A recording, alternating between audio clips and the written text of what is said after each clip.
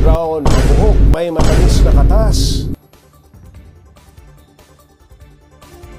At ang prutas na sa South America lang dati natitikman, abay meron na rin dito sa Pinas. Titikman yan mismo ng ating mobile journalist na si Ray Vicente.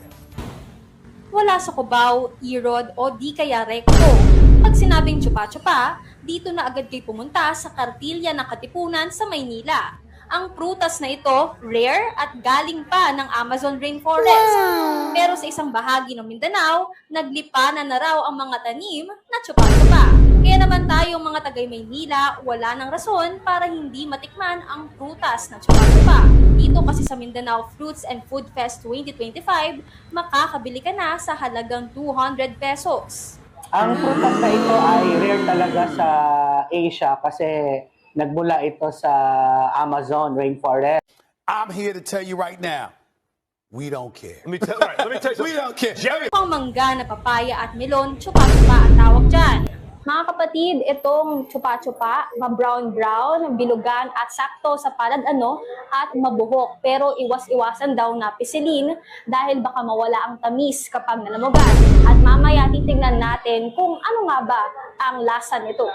At ang pangalan ng chupa-chupa mula sa lugar na pinanggalingan nito. Yung name niya po ay American Sapote talaga, but yung local name niya po ay tinatawag siyang chupa-chupa. Tinawag siyang chupa-chupa doon sa original country niya kasi Spanish kasi siya. Tapos kailangan mo kasi siyang sipsipin at yung tamis at saka yung juice. Para kasi makuha ang matamis na katas, kailangan din sipsipin itong chupa-chupa. At unang sipsip agad, naku po, ang katas ay sarap na tunay. Approve! Mayaman ang chupa-chupa sa vitamin C and A saka potassium. At ang chupa-chupa, maganda raw na pananim at bagay sa Pilipinas. Kaya kung dumami raw ang tanim nito sa Luzon, tiyak marami raw matutulungan ang chupa-chupa. Napakagandang pananim ito for Luzon. Kasi yung bunga niya, hindi talaga basta-basta nahuhulog kahit bumabagyo.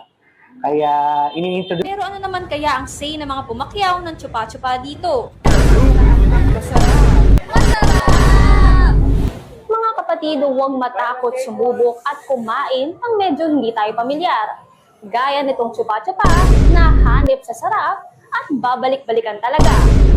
Mga kapatid, mobile journalist Ray Vicente po, hatid ang mukha